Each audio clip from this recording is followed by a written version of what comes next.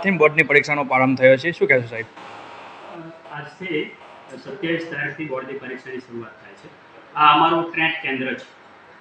Track કેન્દ્રમાં 5 શાળાના વિદ્યાર્થીઓ પરીક્ષા આપી રહ્યા છે.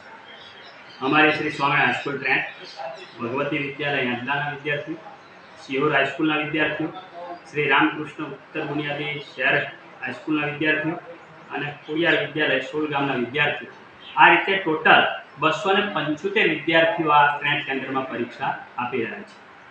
સ્થળ સંચાલક તરીકે હું નરેન્દ્રભાઈ પટેલ અત્યારે હાલ સંચાલન કરું છું.